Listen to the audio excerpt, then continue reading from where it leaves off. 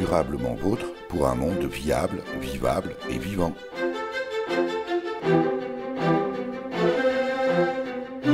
Aujourd'hui, nous évoquerons la mobilisation citoyenne sur le dérèglement climatique.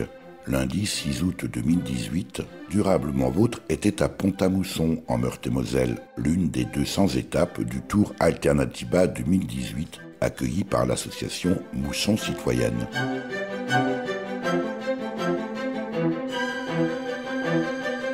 Durablement Vôtre, à réécouter sur durablementvôtre.fr. Sophie Dupuce, bonjour. Bonjour. Sophie Dupuce, pour le compte de l'association Mousson Citoyenne, vous accueillez ici, place du Roc à Pont-à-Mousson, ce lundi 6 août, l'étape de Pont-à-Mousson, précisément, du Tour Alternatiba.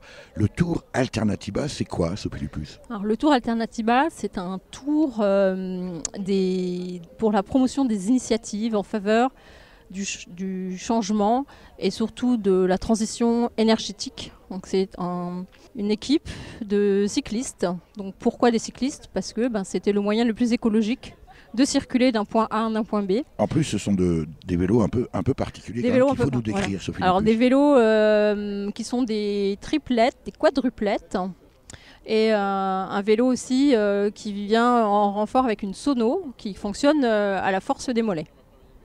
Et il faut le préciser, ce Tour Alternatiba est parti de Paris le 9 juin.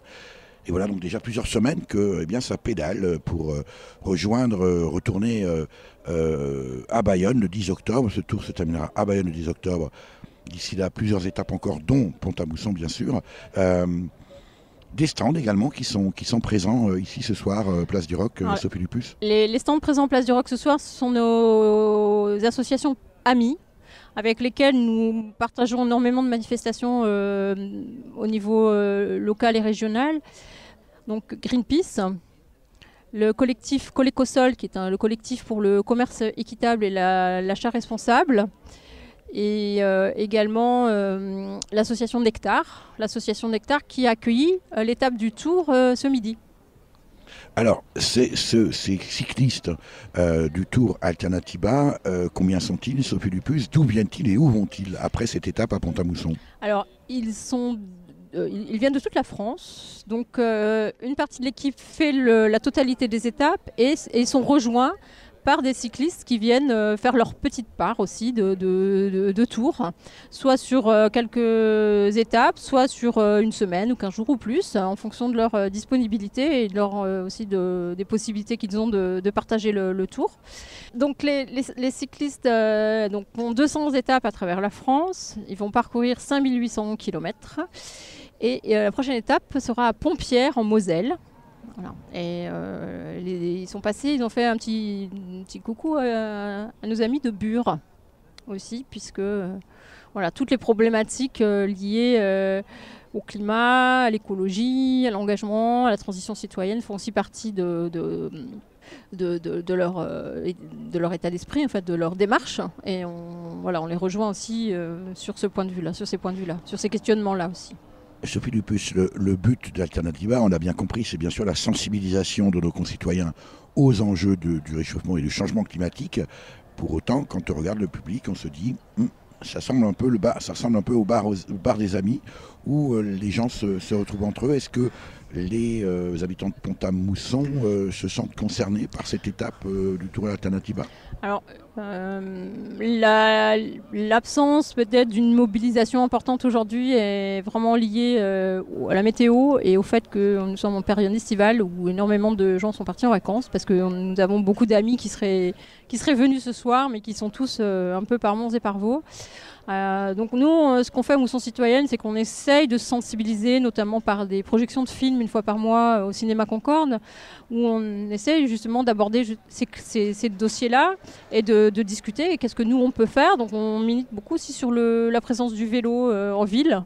C'est un petit peu un de nos chevals de bataille pour arriver à avoir plus de mobilité à vélo dans la ville, parce que la ville de Pont-à-Mousson n'est pas du tout adaptée au vélo en ville. Alors précisément, puisque nous sommes à Pont-à-Mousson en ce lundi 6 août, Sophie Dupuce, est-ce que des élus sont présents? Est-ce qu'ils ont été invités? Est-ce qu'ils sont présents? Alors, pas que je sache aujourd'hui, on n'a pas eu présence des personnes de là. On va dire qu'ils sont en vacances. Je présume qu'ils sont en vacances également aussi. Sophie Dupuis, cette tour Alternativa fait étape aujourd'hui à Pont-à-Mousson ce lundi 6 août, avec une soirée également prévue. Alors, deux rendez-vous. Donc, un rendez-vous ce soir à la Maison des Sociétés à 20h sur une conférence sur le climat. Et justement, quelles sont les alternatives, quelles sont les solutions, parce qu'on peut parler pendant des heures de sujets un peu philosophiques et sans aller trop dans le concret. Donc là, c'est vraiment poser des solutions concrètes. Puisqu'on peut consommer autrement. Au niveau de la fourniture d'énergie, on peut se regrouper pour faire des achats groupés d'énergie. Enfin, il y a pas mal de choses qui existent et qu'on peut faire. Donc, on va essayer d'en parler, puis de voir aussi au quotidien quelles sont les petites actions qu'on peut faire pour lutter contre le réchauffement climatique. Là, il fait très chaud, on est en été, en plein été. Les clims, ça marche à fond. Mais en fait, la clim, c'est hyper polluant. Donc, si on coupe déjà la clim... En même temps, c'est quand même très rafraîchissant. Ah oui, mais on a peut-être d'autres moyens de se rafraîchir. Si vous avez chaud, prenez une bassine, vous nous trempez les pieds dedans et puis vous allez vous rafraîchir par le bas. Dans les bureaux, voilà. On voit bien. Oui, ça peut se faire tout à fait dans un bureau. Et donc voilà, ça c'est le rendez-vous de ce soir. Et un autre rendez-vous qui aura lieu demain soir, donc de 18h à 21h, une formation à l'action non violente, puisque le Tour Alternativa comporte aussi une partie, on va dire, humaniste, dans le sens où c'est l'association pour la communication non violente COP21 qui se joint au Tour Alternativa avec les Amis de la Terre pour proposer justement des formations à l'action non violente et à la désobéissance civile. Donc un programme aussi intéressant pour dire que nous avons aussi des moyens d'agir plutôt dans la bienveillance et qu'on n'est pas forcément des citoyens acharnés pour imposer des choses. Et donc justement ça peut être fait en douceur, mais et ça peut être fait concrètement, localement. Alors précisément, Sophie Dupuis, ce Tour Alternativa est aussi en réaction à l'absence d'actions concrètes menées par les gouvernements à l'issue de la COP21 et des accords de Paris. Est-ce que vous avez le sentiment, malgré tout, que la société civile adhère peut-être plus facilement ou est en réaction plus rapidement que les personnes en responsabilité, ou est-ce que les deux agissent ou n'agissent pas pratiquement de même niveau? Oui, je dirais que c'est compliqué, que les actions se mettent en place mais tellement lentement et elles sont portées aussi quand même par peu de personnes. Je pourrais paraître un petit peu pessimiste, mais quand je vois tout ce qui se passe là, la mobilisation, et je pense que comme c'est un mouvement plus national, international, puisqu'ils ont traversé aussi 4 autres pays, et donc je me dis que voilà, en plus c'est un mouvement qui est planétaire, qu'on retrouve ce type de mouvement dans d'autres pays dans le monde, que ce soit des pays riches entre guillemets ou des pays moins riches. Mais en tout cas, c'est voilà, il y a des choses qui existent, mais encore une fois, les alternatives sont pas forcément portées par les décideurs. Voilà. Les alternatives sont portées par les citoyens. On n'a pas des fois force de pouvoir ou d'action pour les mettre en place vraiment concrètement.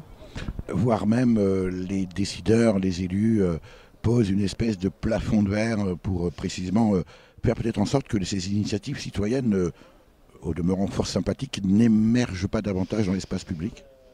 Je pense que il faut continuer à faire des choses, même si c'est des petites choses, même que si c'est vraiment une petite goutte d'eau dans l'océan, mais petit à petit, ça vient. Il y a quand même des choses qui se mettent en place. Et bon, voilà, on peut espérer que le changement, justement, se fasse. Peut-être pas forcément d'une manière très violente, entre guillemets, mais en tout cas, il faut que voilà, on fasse aussi nos choix. C'est aussi des choix personnels, mais ça peut être aussi porté par des associations. Et grâce aux associations, on peut aussi communiquer, les gens peuvent nous rencontrer et on peut discuter de ce qu'on peut envisager de faire. Par exemple, dans une commune, on peut se regrouper pour acheter notre énergie à un fournisseur d'énergie éthique. On peut aussi choisir de changer de banque. Enfin, il y a des choses aussi à faire au niveau local, quoi. C'est pas... Qui sont les gens qui sont arrivés ici, place du Roc, avec leur t-shirt vert quel est leur profil? Alors leur motivation, on la comprend bien, mais quel est leur profil, Sophie Lupus? Alors, ce sont majoritairement des jeunes qui sont très engagés dans les mouvements citoyens. Et à travers la France, on se rend compte que vraiment c'est quelque chose qui fait un effet absolument boule de neige incroyable, quoi. Et dans chaque ville, dans chaque région, il y a plein de mouvements qui sont similaires. Et l'intérêt, par exemple, du Tour Alternatiba, c'est de se fédérer autour de choix, de volonté de changer les choses, de consommer autrement, d'être plus responsable. Et je pense que ce qui est intéressant, c'est de savoir que ces mouvements-là existent en France, qu'ils existent aussi en Europe, et que en fait, on a les mêmes, on porte les mêmes idées, les mêmes envies, et que c'est vraiment super de pouvoir se retrouver avec ces personnes qui viennent de partout, de toute la France.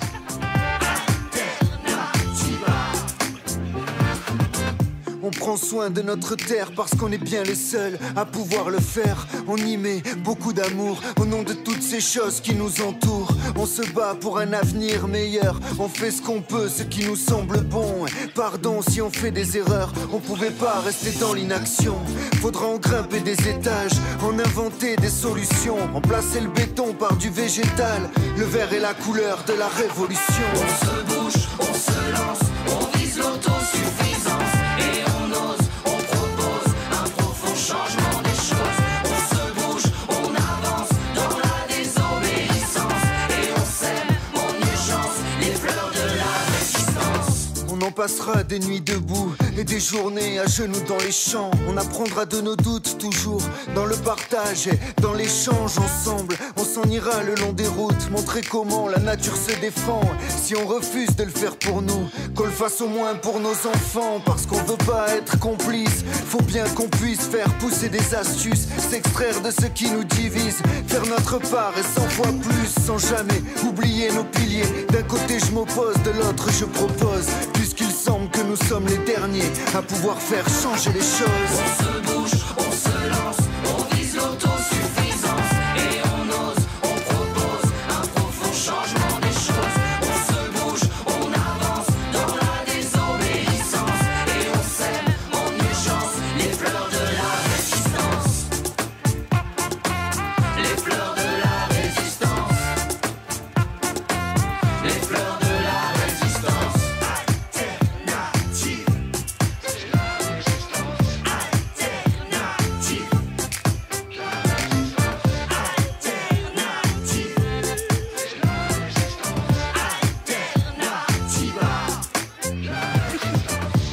On va nettoyer les plages et faire passer le message pour la lutte anti-spécisme et contre l'anthropocentrisme. On veut protéger les semences, remettre en question la croissance, faire interdire les pesticides et préserver les zones humides. On montre ce qu'on a dans le ventre, on remet l'écologie au centre, le cœur plein de bienveillance, que notre combat ait un sens pour l'accueil de l'étranger, pour faire pousser des forêts, pour une justice climatique, un changement de paradigme. On se bouge, on se lance, on vise l'autosuffisance et on ose, on propose un profond changement des choses. On se bouge, on avance dans la désobéissance et on sème en urgence les fleurs de la résistance. Les fleurs de la résistance. Les fleurs de la résistance. Durablement vôtre, Éric Mutschler. Toutes les personnes qui ont des t-shirts verts marqués dessus Tour Alternatiba, changeons le système, pas le climat, sont des participants à ce fameux Tour Alternatiba, dont vous, Gwen, bonjour. Bonjour. Gwen, vous venez d'où? Alors évidemment, déjà vous personnellement, et puis le tour que vous faites à vélo pour sensibiliser le public à tous les enjeux environnementaux aujourd'hui, notamment le climat. Vous venez d'où? Alors moi j'habite actuellement à Arles et le Tour Alternatiba est parti de Paris le 9 juin, donc c'est-à-dire il y a 2 mois. Et on a traversé déjà une centaine de territoires pour alerter sur l'urgence climatique. Pour aller où? On va en direction de Bayonne, on va arriver le 6 octobre. Et alors c'est un itinéraire qui n'est pas anodin dans le sens où c'est le 2e tour Alternatiba qu'on organise. Le premier a été organisé en 2015 en amont de la COP21. Là, l'objectif c'était de partir donc, de Bayonne, qui est la ville originaire, c'est parce que Alternatiba qui co-organise le tour est un mouvement basque. Donc on est parti de nos racines pour aller en direction de Paris, là où se tenait... Monter à la capitale. C'est ça. On est allé vers là où allait se tenir la COP21 et c'était le mouvement citoyen qui allait demander au gouvernement des mesures ambitieuses pour le climat. Et 3 ans après la signature de l'accord de Paris, les citoyens constatent que les mesures ne sont pas respectées ou ne sont pas prises. Et alors on fait le chemin inverse, c'est-à-dire qu'on part de Paris pour retourner à la force citoyenne et aux racines du mouvement. Vous êtes combien à pédaler comme ça pendant quasiment 4 mois? Oui, alors on est une centaine de cyclistes à alterner sur les vélos, mais il faut savoir que le Tour Alternatiba englobe beaucoup plus d'acteurs parce que sur chacune des étapes sur lesquelles on arrive, il y a un groupe de travail qui a organisé notre arrivée, qui a rassemblé les différentes associations locales. Alors c'est le cas aujourd'hui justement ce lundi 6 août à Pont-à-Mousson. C'est ça. Et donc on a des bénévoles qui sont engagés et des partenaires qui nous rejoignent sur chacune des étapes pour mettre en avant leur façon à eux de défendre les alternatives qui permettent de lutter contre le dérèglement climatique. Donc au-delà des 100 cyclistes, en fait, on est vraiment des milliers à se mobiliser sur l'ensemble du territoire. Est-ce que ça veut dire, Gwen, que c'est un peu l'anti-Tour de France, ou en tout cas un Tour de France un peu plus écologique ou franchement écologique?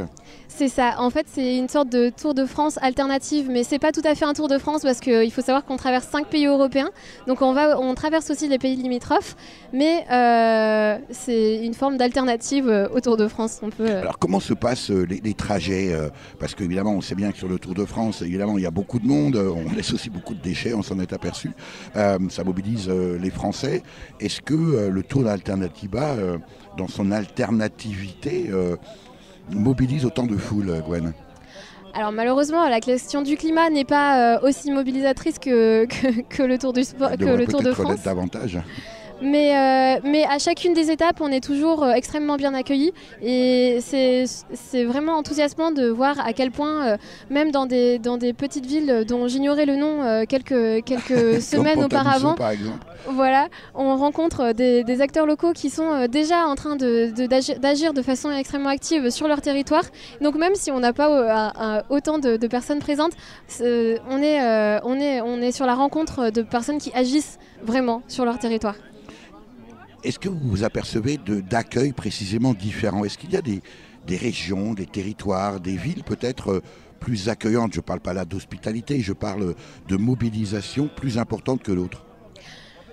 Oui, on peut voir parfois une différence. Alors c'est difficile d'étudier ou de comprendre la raison pour laquelle il y a des territoires qui sont plus ou moins mobilisés. Mais par exemple, dans la ville de Langouette, on a été extrêmement bien accueillis parce qu'on a un maire qui est vraiment très sensibilisé à la question du climat et qui agit à son niveau déjà sur plein de sujets différents. Et donc les citoyens sont déjà sensibilisés aussi du fait de l'engagement du maire. Et donc dans cette ville-là, on a pu avoir un accueil particulièrement chaleureux. Et ça dépend donc des endroits. Est-ce que, Gwen, il y a un discours clair qui est délivré au moment du passage du Tour? Est-ce que, par exemple, ici à Pont-à-Mousson, on s'aperçoit que, finalement, on a l'impression d'être un peu entre amis. C'est un peu le bar des amis du climat. Est-ce qu'il y a des personnes et des personnalités souvent que, ils viennent simplement voir ce qu'il se passe et s'interrogent et peut-être viennent vous rencontrer pour discuter du projet aussi que vous portez? Oui, alors Sur les étapes sur lesquelles on est dans des places publiques, sur des routes sur lesquelles il y a beaucoup de passages, là on arrive à interpeller des personnes qui ne sont pas du tout sensibilisées à la question du climat. Et là c'est beaucoup plus facile. Ensuite, ici, donc on est entre nous, etc. Mais on a aussi donc, la conférence qu'on donne à chacune des étapes qui a lieu là ce soir à 20h. Et pendant la conférence, on arrive à toucher davantage les personnes qui se posent des questions et qui ont envie d'avoir plus d'informations, parce que un public non averti va plutôt aller vers les conférences que sur des stands où là on est déjà sur un intérêt qui est déjà présent. Quel est l'impact que vous espérez, que vous obtenez pendant ce tour Alternativa? Est-ce qu'il y a des messages là aussi qui sont clairement énoncés, ou est-ce que c'est une manière plus global de sensibiliser l'opinion publique? Bien sûr, on a un message et un objectif qui est bien clair, c'est de créer un mouvement de masse qui permettra de changer d'échelle. C'est-à-dire qu'actuellement, il y a de nombreux citoyens qui agissent à leur échelle et de façon individuelle pour lutter contre le dérèglement climatique. Mais nous, l'objectif, c'est de passer à l'échelle au-dessus, pour commencer à ce que le gouvernement prenne des décisions en fonction de cet élan citoyen. Et on peut espérer que le gouvernement soit sensible comme ça à un passage de vélo dans les différentes villes pour changer son regard sur le climat. Après tout, la COP21, ça fait un moment déjà, vous le disiez à l'instant, pas grand-chose ou très peu de choses se produisent. Est-ce qu'on peut penser raisonnablement qu'un mouvement citoyen peut infléchir le gouvernement? Oui, bien sûr, un mouvement de masse peut infléchir le gouvernement. Et il faut faire masse, avant tout. Mais alors Gwen, au lieu de faire du vélo, pourquoi ne pas faire de la politique? Pourquoi ne pas s'engager en politique? Pourquoi ne pas prendre précisément, non pas faire du vélo sur le pont du Tanker, mais prendre la cabine de pilotage? Le Tour Alternativa, c'est un projet qui est apolitique, dans la mesure où nous, on a vraiment l'objectif de mobiliser par la force citoyenne, mais on n'a pas du tout pour objectif de faire de la politique. En tout cas, la politique sous cette forme-là. C'est ça. Il y a un vrai levier d'action à notre échelle à nous, et c'est de ça dont on veut, sur lequel on a envie d'agir.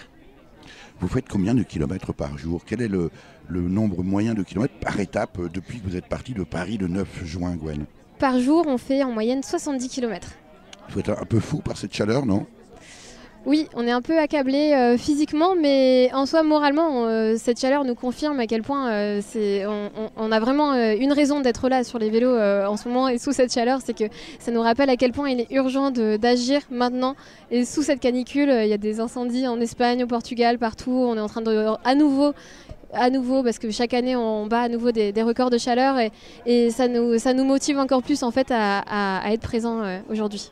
C'est une première en France, en tout cas, ce type de manifestation aussi importante qui nécessite, j'imagine, Gwen, une logistique assez phénoménale. Et d'ailleurs, j'imagine aussi là, très en amont.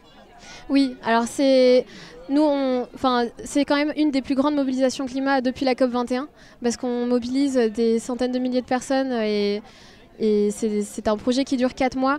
Pareil, on a un projet de formation à l'action non violente qui est un des plus gros projets de formation et qui est un outil de formation presque de masse, parce que sur chacune des étapes qu'on réalise le soir, on fait une formation à l'action non violente, et on a dépassé là les 700 personnes inscrites à ces formations, et c'est quand même une première dans ce milieu-là. Donc en effet, c'est un projet de grande ampleur. Qu'est-ce que vous faites dans la vie lorsque vous ne faites pas du vélo, Gwen ? Alors j'ai la chance de faire partie de l'organisation du Tour Alternativa, donc ma vie. Vous êtes une salariée d'Alternativa. Oui, c'est ça. Il y a comme ça beaucoup de personnes comme vous qui ont le privilège d'être rémunérées pour organiser une telle manifestation?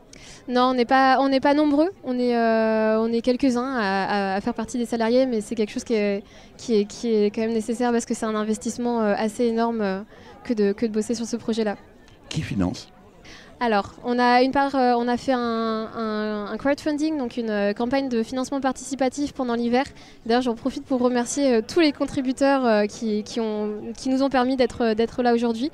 Donc, on a une part d'autofinancement parce qu'on vend aussi toute l'année des t-shirts, des objets de soutien, etc. On a aussi des financements privés, donc de la part de fondations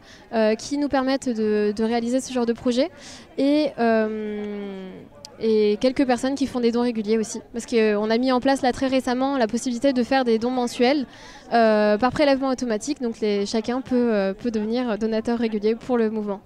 Et ça aussi, c'est peut-être une particularité actuellement que l'on voit émerger, cette professionnalisation, pas simplement dans le fait d'embaucher du personnel, mais aussi de recourir et d'utiliser des techniques, on va dire, modernes, à la fois de marketing, de communication. C'est une évolution que l'on retrouve chez Alternatiba, Gwen? Et vous parlez du financement participatif, c'est ça? Pas seulement, des méthodes d'organisation et de sensibilisation. Oui, dans tous les cas, il faut qu'on soit moderne et il faut qu'on s'adapte aux différentes techniques qu'on a à notre disposition aujourd'hui. Donc dans tous les cas, oui, on essaye d'être le plus inventif possible parce qu'on a envie de gagner cette bataille. Et on la gagnera et vous la gagnerez, nous la gagnerons à quelle échéance? Nous, on a 5 à 10 ans pour agir. Parce qu'au-delà de ces 5 à 10 ans, les dégâts seront irréversibles. Donc nous, on a cette échéance-là. C'est pour ça qu'on est dans une situation d'urgence extrême.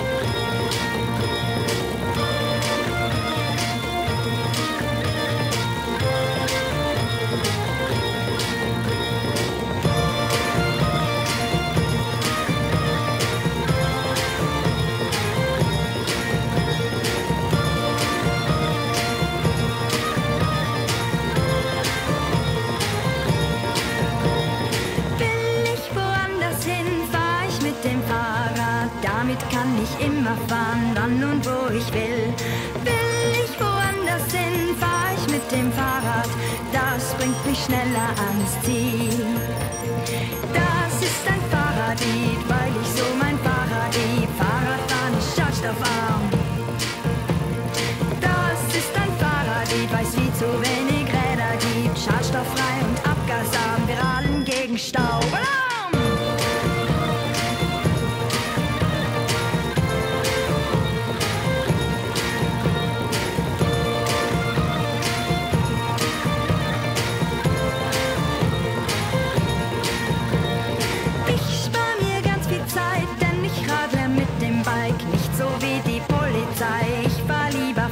Frei. Wenn ihr uns überholt, Mindestabstand halten sollt. Und wenn ihr uns hupen tut, zeigt ihr uns, dass ihr uns liebt. Das ist ein Fahrradlied, weil ich so mein Fahrrad lieb. Fahrradfahren ist schadstoffarm. Das ist ein Fahrradlied, weil es viel zu wenig Räder gibt. Schadstofffrei und abgasarm, geraden gegen Stau.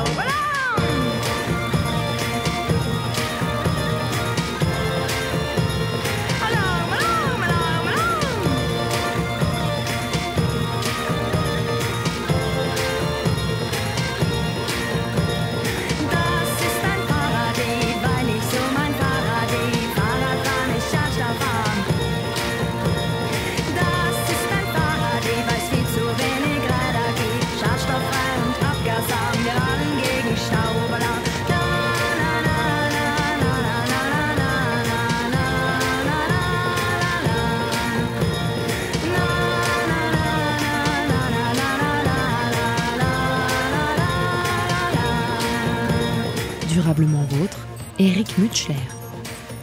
Sur cette place du Roc, ici à Pont-à-Mousson, en ce lundi 6 août, étape du Tour Alternatiba. Florent Compin, vous êtes président des Amis de la Terre France. Une présentation rapide de l'association Les Amis de la Terre, co-organisateur de ce Tour Alternatiba. Oui, bonjour. Eh bien, les Amis de la Terre, c'est une fédération. C'est une fédération au niveau international. On est présent dans 77 pays.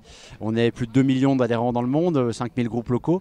Et donc, bien évidemment, depuis 1970, les Amis de la Terre France existent. Donc, c'est une très vieille organisation, mais qui se rajeunit aussi fortement et qui revoit en permanence ses stratégies et ses méthodes. Donc, c'est une organisation qui intègre, on va dire, de manière systémique les questions sociales et les questions écologiques. C'est-à-dire que pour nous, on ne pourra absolument pas résoudre les crises écologiques sans résoudre les crises sociales et à l'inverse, on ne pourra pas résoudre les crises sociales sans résoudre les crises écologiques.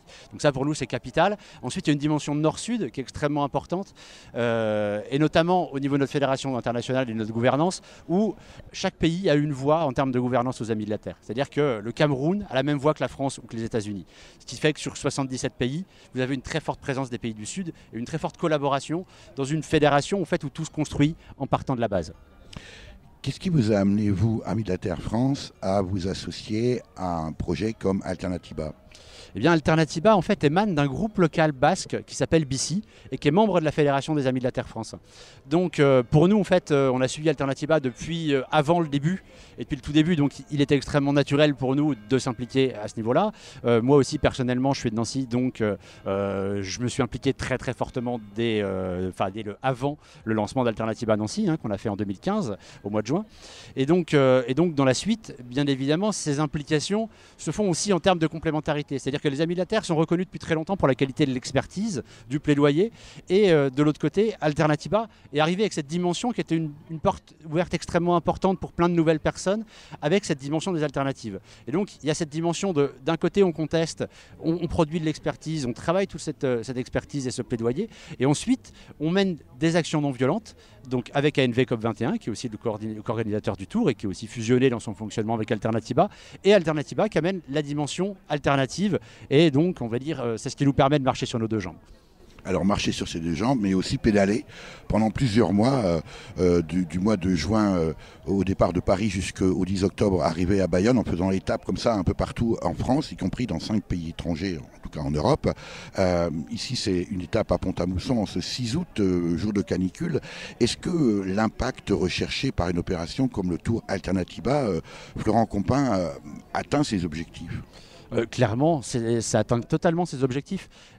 Là, on approche le millier de personnes qui ont participé à des formations tout au long du Tour. Sur chaque étape, il y a des formations à l'action non violente. Donc, c'est quasiment 1000 personnes là, qui sont déjà formées à l'heure actuelle sur ce début de Tour, et c'est pas fini. Donc, nous, on pense qu'on ne pourra pas gagner de grosses batailles sans mettre en mouvement l'ensemble des territoires. Et pour aller mettre en mouvement les territoires, on pense qu'un Tour Alternatiba, en l'occurrence, ce Tour qui va rencontrer différentes personnes partout, qui se mettent ensemble, qui s'organisent pour accueillir le Tour, permettent de mettre en mouvement ces territoires. Donc c'est des gens partout qui, finalement, par rapport à une même dynamique, un même mouvement, ce tour à vélo, cette énergie collective sur des triplettes, des quadruplettes, donc des vélos à 3 places ou 4 places, permettent en fait de vraiment toucher largement le grand public et surtout de présenter finalement ce qui peut être perçu comme une vision radicale, mais une vision qui est à la hauteur des enjeux finalement. Pour autant, Florent Compin, si je vais faire le tour de la place du Roc ici à Pont-à-Mousson, demander aux gens s'ils connaissent le Tour Alternatiba, sur les quelques stands qui sont ici présents sur la place du Roc, je ne suis pas sûr qu'il y ait vraiment la foule. Effectivement, il n'y a pas la foule. Bon, après, on sait qu'on entre le 1er et le 15 août en Lorraine. Ça, il suffit d'y vivre un moment pour savoir que ces villes-là sont mortes à ces moments-là. Mais ce n'est pas la question. C'est la question toute la question, en fait, c'est la question du rapport de force. C'est les questions de pouvoir et les questions de rapport de force. C'est-à-dire, comment est-ce que le législateur, nos députés, prennent des décisions finalement. À l'heure actuelle, ils ne font qu'acter des rapports de force à l'instant T. Et nous, on travaille cette question du rapport de force. Et ce rapport de force, en le faisant évoluer, je prends toujours un exemple qui est l'exemple des cantines bio et locales, eh bien, des maires passaient des appels d'offres pour avoir des cantines bio locales. Sauf que c'était illégal, c'était une atteinte à la concurrence. Donc des maires l'ont fait, de plus en plus de maires l'ont fait, se sont fait casser leurs décisions et leurs délibérations et leurs appels d'offres au tribunal administratif. Sauf qu'à un moment donné, ça a créé une masse suffisante qui fait que le législateur a été obligé de le prendre en considération et a été obligé de changer la loi. Et bien de la même manière, nous on met en place des campagnes qui justement vont chercher des objectifs atteignables, gagnables, précis, qu'on étudie et qu'on travaille avec toute l'expertise et le plaidoyer qu'on mène, les discussions avec nos adversaires aussi, on discute toujours avec nos adversaires, et de manière à les faire évoluer. Et de cette manière-là, en travaillant, et justement là c'est un exemple typique de ce qui a été fait avec nos 3 organisations, et bien avec nos 3 organisations, on a réussi à faire bouger des banques au niveau international. On a fait bouger la Société Générale, la BNP, le Crédit Agricole, en partant d'un projet à la base de la Société Générale dans le bassin de Galilée en Australie, qui nous a amené à faire bouger les banques, à leur faire adopter des politiques sectorielles sur le charbon et maintenant sur les hydrocarbures extrêmes, donc les gaz de schiste et les sables bitumineux. Donc là voilà, on vient de faire bouger la BNP qui a pris de l'avance sur les autres. Maintenant on recible beaucoup plus précisément la Société Générale, mais cette question de les mettre aussi en compétition en permanence et d'avancer nous permet, ce qu'on a fait en démarrant ces campagnes rythme-là il y a quelques années, avec quelques dizaines de personnes. Maintenant, les centaines et milliers de personnes qui se mettent en mouvement derrière nous vont directement peser. Et demain, ce sont des dizaines de milliers de personnes. Et dans le relais et la communication et tout le travail de fond qu'on fait avec la communication, on est capable maintenant de toucher des millions de personnes aussi par, on va dire, l'automédia et notre capacité à produire du contenu. Et pour autant, vous restez essentiellement des bénévoles. Est-ce qu'on peut imaginer que des poignées de bénévoles, parce qu'au final, quand on fait le rapport, on en est quand même là, puissent comme ça faire changer le monde et peser véritablement sur des lobbies dont on connaît la puissance, Florent Compin? J'en suis absolument convaincu, vu qu'on le fait déjà. On a déjà fait plier le gouvernement, que ce soit sur la COFAS, les crédits d'exportation à l'export. On a fait bouger plein de... Enfin, voilà, il y a plein de multinationales qu'on a déjà fait bouger, qu'on a fait changer. On a empêché les fermetures de centrales à charbon. Non, on a empêché que les centrales à charbon soient revendues, mais sont bien effectivement fermées, etc., etc. Là, on parle en millions de tonnes, on parle en milliards d'euros d'argent qui n'est plus investi dans les énergies fossiles à l'heure actuelle par nos actions. Et en fait, ce tour a une volonté qui est fortement structurante. C'est comment est-ce qu'on est capable de structurer et comment est-ce qu'on est capable finalement avec peu de monde, mais quand même peu de monde qui est quand même un chiffre qui monte de manière exponentielle et plutôt motivé, en permanence. On entend bien. Voilà, et de gens motivés. Et comment est-ce qu'on arrive à faire bouger des choses à une échelle beaucoup plus large? Et ça, c'est ce qu'on travaille au quotidien et c'est ce qu'on démontre qu'on est capable de faire à l'heure actuelle. Il reste, Florent Compin, que sur le climat, il reste encore beaucoup de choses à faire. Gwen nous l'a expliqué tout à l'heure. Il y a très loin de la coupe aux lèvres, peu de choses finalement entre les engagements et la conférence de Paris, la déclaration de Paris et la réalité de terrain. Là aussi, Alternatiba y contribue, mais c'est évidemment suffisant. Qu'est-ce qui coince au niveau national et international ? Qu'est-ce qui coince? C'est ce que je disais tout à l'heure, c'est les questions du rapport de force. C'est la question des lobbies à l'heure actuelle, ce sont les lobbies, ce sont les transnationales qui ont le pouvoir. Donc c'est ces rapports de force-là qu'il faut inverser, c'est là-dessus qu'il faut travailler. C'est justement en mettant en lumière les pratiques qui sont totalement destructrices et climaticides de l'ensemble de ces acteurs. C'est en dénonçant ça, en ayant une volonté, et on le voit, hein, les choses sont en train de changer. Des épisodes de canicule comme ça permettent de rendre concret aussi cette question du dérèglement climatique et de comprendre que finalement, ces canicules vont devenir la norme et que ces événements climatiques extrêmes vont se multiplier partout dans le monde. Et qu'encore, nous, on est les privilégiés. Encore une fois, ce sont nous qui détruisons la planète et encore, ce sont nous qui sommes les moins touchés. Et c'est bien dans les pays du Sud que ça se joue à l'heure actuelle et qu'on voit des vagues migratoires qui mobilisent beaucoup de gens à l'heure actuelle parce qu'ils se posent des questions et sur les questions qui sont des questions de guerre, de sécurité directement liées aux personnes. Mais quand on pense au nombre et aux millions de réfugiés climatiques, et bien ces millions vont devenir des centaines de millions, puis beaucoup plus. Durablement vôtre, Eric Mutschler. Valentine, Valentine, emmène-moi sur ton vélo. Valentine, Valentine, ton vélo est tellement beau. Valentine aime ses amis, aussitôt elle a dit oui. Ils n'arriveront pas là-haut, à deux sur un petit vélo. À deux, franchement, vaut mieux pas. Valentine, Valentine, emmène-moi sur ton vélo. Valentine, Valentine, je te ferai un cadeau. Valentine aime ses amis, aussitôt elle a dit oui. Ils n'arriveront pas là-haut, à trois sur un petit vélo. À trois, franchement, c'est dangereux. Valentine, Valentine, emmène-moi sur ton vélo. Valentine, Valentine, on partagera mon gâteau. Valentine aime ses amis, aussitôt elle a dit oui. Ils n'arriveront pas là-haut, à quatre sur un petit vélo. Quatre, je ne conseille pas. Valentine, Valentine, emmène-moi sur ton vélo. Valentine, Valentine, je te prêterai mon chapeau. Valentine aime ses amis, aussitôt elle a dit oui. Ils n'arriveront pas là-haut, à 5 sur un petit vélo. À 5, mais c'est pas vrai. Valentine, Valentine, emmène-moi sur ton vélo. Valentine, Valentine, je t'apprendrai des gros mots. Valentine aime ses amis, aussitôt elle a dit oui. Ils n'arriveront pas là-haut, à 6 sur un petit vélo. À 6, c'est impossible. Valentine, Valentine, emmène-moi sur ton vélo. Valentine, Valentine, je te dessinerai un bateau.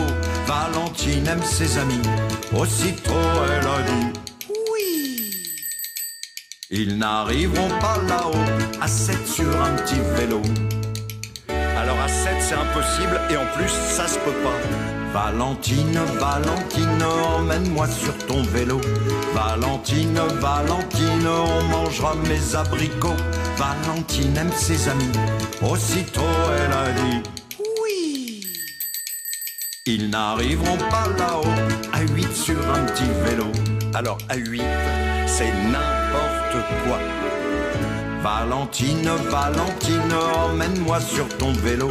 Valentine, Valentine, je te jouerai du banjo.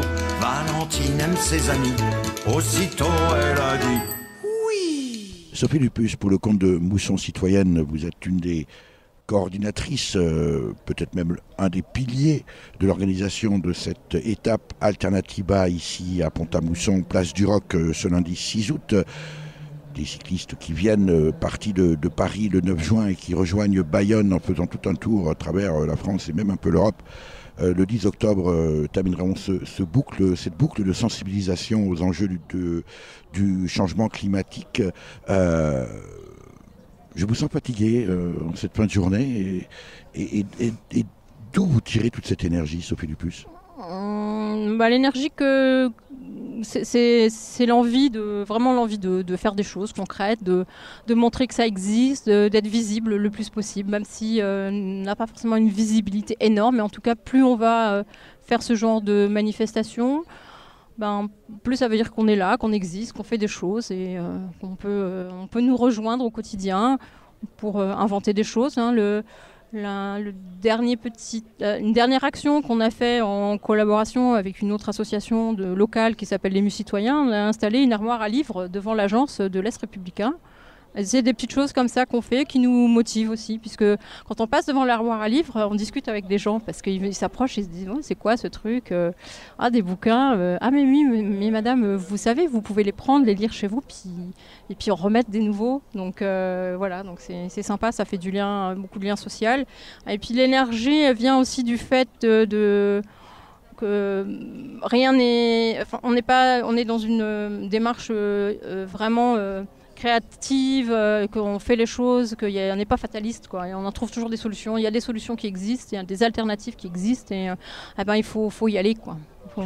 Et vous n'avez jamais de période de découragement entre précisément la taille des enjeux et puis les actions dont on ne peut évidemment que saluer l'existence, ouais, et la témérité pour autant. Ouais. Des périodes de découragement, Sophie Lupus?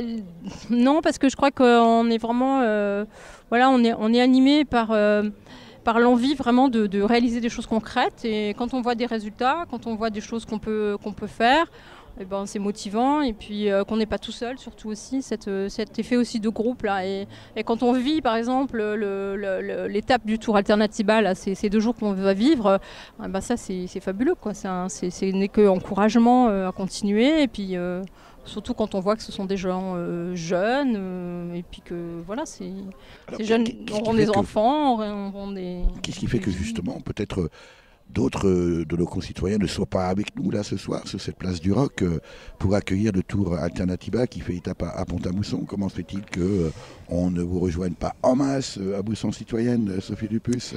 Qu'est-ce qui manque? Peut-être trop de télé, trop de soleil? Faudrait leur poser la question surtout, je pense, mais bon, là où on a vraiment pas, voilà. Autant on peut avoir de la malchance avec une météo pourrie, mais là, la météo était presque trop belle. Voilà, du coup, mais voilà, on est encore dans le thème, puisque des météos comme ça, on risque d'en avoir de plus en plus. Et puis, c'est là qu'il faut aussi qu'on se pose la question de savoir comment on peut faire pour réduire notre impact sur le climat et essayer d'atténuer le plus possible l'impact du réchauffement climatique. Parce que tout ça, c'est pas des racontards, c'est pas des trucs d'écolos mignons, gentils, tout verts. C'est la réalité. Et des scientifiques se penchent sur la question depuis de nombreuses années, mais personne ne daigne les écouter. L'invité de Durablement Vôtre, coup de gueule ou coup de cœur?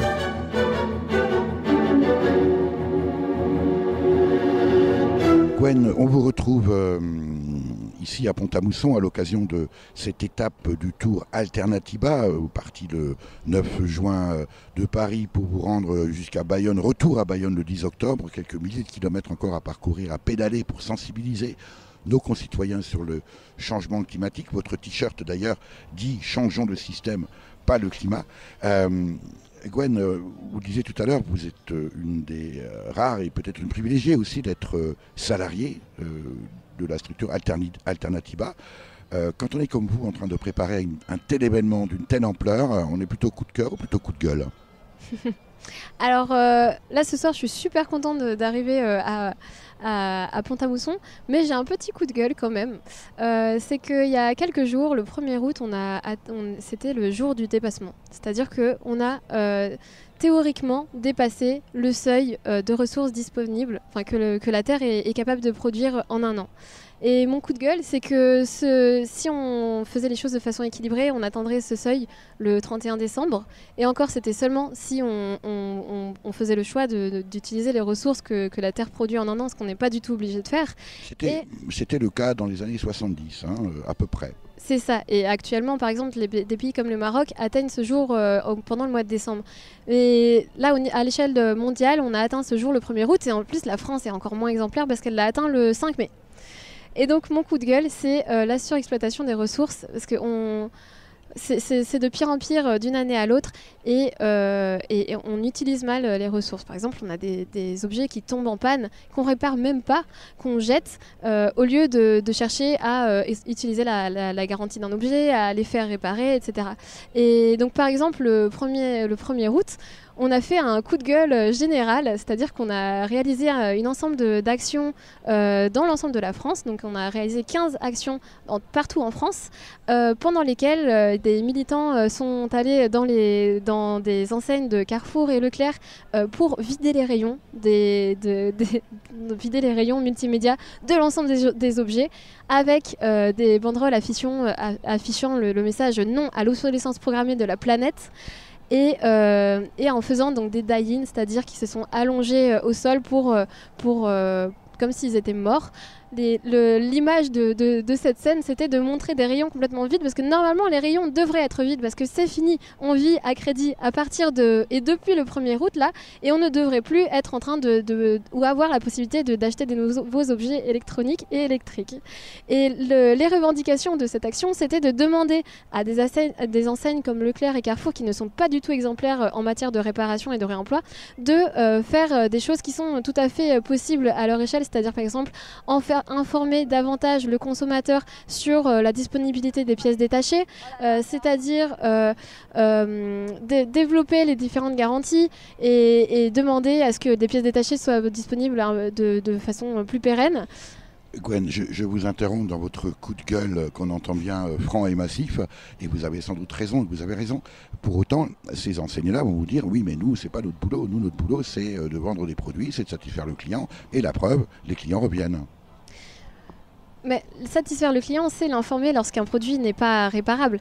Et il y a plein de clients qui sont pas du tout contents, et c'est pour ça qu'on est tous venus ce jour-là pour le dire, parce qu'on a envie de pouvoir réutiliser des objets et de pouvoir faire du réemploi. Alors je repose ma question autrement. Que faut-il faire de plus encore pour sensibiliser nos concitoyens, et surtout au-delà des propos, passer aux actes? Je pense par exemple à l'augmentation des ventes d'automobiles cette année, dont les fabricants se félicitent, 15-16% d'augmentation, notamment les 4x4 urbains. On se dit, le monde est partagé en deux. Il y a des gens comme vous qui pédalent pour sensibiliser les concitoyens à l'urgence de l'intervention, et d'autres qui se réjouissent finalement de l'augmentation de la consommation. Qu'est-ce qu'il faut faire de plus à part faire du vélo? Alors, donc là, pour ce sujet-là, on n'a pas exactement fait du vélo, mais ce qu'il faut faire, c'est informer les consommateurs sur leurs droits aussi, parce qu'il y a des droits qui ne sont pas respectés dans les enseignes telles que Carrefour et Leclerc, mais les consommateurs ne sont même pas au courant qu'ils ont le droit d'être informés sur la question des pièces détachées, de bénéficier d'une certaine garantie, et je pense que l'information, c'est déjà la première des choses à faire. Normalement, ça ne se fait pas, Gwen. Je vais vous demander votre âge. J'ai 24 ans. Est-ce que vous êtes représentative aujourd'hui, la génération à venir c'est la vôtre, est-ce que vous êtes représentative aujourd'hui des gens de votre âge? Est-ce que votre génération est peut-être plus sensibilisée que la génération d'avant? Est-ce qu'il y a une montée en puissance de cette prise de conscience auprès des jeunes? Mais je ne parle pas que des jeunes qui ont peut-être une formation universitaire, qui ont eu le bénéfice et le privilège de faire des études. Je parle globalement dans la société. Alors c'est compliqué de généraliser comme ça, j'ai du mal à savoir à où on en est, mais dans tous les cas, de ma génération, je sens très personnellement qu'il y a un réel ras-le-bol. Les jeunes sont conscients qu'il y a un réel problème et chacun essaye de faire des choses nouvelles à son échelle. Donc clairement, il y a une réelle prise de conscience. Pour l'instant, j'ai l'impression que cette prise de conscience amène vers des actions individuelles et on est vraiment là du côté des jeunes. Maintenant, ce qu'il faut faire, c'est les faire passer à plus grande échelle. Donc à ce qu'ils fassent peut-être du plaidoyer ou des actions pour aller toquer au niveau des multinationales ou des privés et aussi du gouvernement pour demander à ce qu'on passe à une échelle un peu plus grande. Est-ce que ça veut dire aussi, Gwen, que le mouvement écolo, pour faire au sens large et pour faire court, doit modifier sa culture de l'intervention, peut-être passer davantage de la réaction à la proaction? Peut-être, oui. C'est peut-être ce qu'il faut faire. Nous, on essaye d'être le plus moderne possible, en tout cas dans notre rapport avec les autres et dans le message qu'on essaye de faire passer, notamment au niveau de la communication, où on essaye de faire les choses un peu différemment. On est à fond et on met beaucoup d'énergie sur les réseaux sociaux. On met beaucoup d'énergie sur la vidéo, qui est un nouveau média. Donc on fait les choses différemment parce qu'effectivement, pour s'adresser à la jeunesse, on est obligé de changer un peu la façon de faire passer les messages. Voilà pour ce reportage sur le Tour Alternatiba 2018 qui faisait étape le 6 août 2018 à Pont-à-Mousson avec Sophie Lupus, membre du collectif de l'association Mousson Citoyenne, Gwen Médici de l'équipe communication d'Alternatiba et Florent Compin, président des Amis de la Terre France. On notera qu'aucun élu n'était présent pour accueillir à Pont-à-Mousson le Tour Alternatiba 2018. Pour en savoir plus, rendez-vous sur alternatiba.eu. Vous avez pu écouter dans l'ordre Les Fleurs de la Résistance par Calune, un morceau réalisé en soutien au Tour Alternatiba 2018 dont il est devenu l'hymne. Fahrradlied par le groupe autrichien Binder und Kriegelstein, paru sur l'album New Weird Austria, sorti en 2010. Et enfin, Le Vélo de Valentine par le Normand Christian Ferrari, paru sur l'album Chansons tournent en rond, sorti en 2013. Merci à Véronique Olivier à la réalisation. Vous pouvez réécouter cette émission dès la semaine qui suit sa première diffusion sur le site www.durablementvôtre.fr.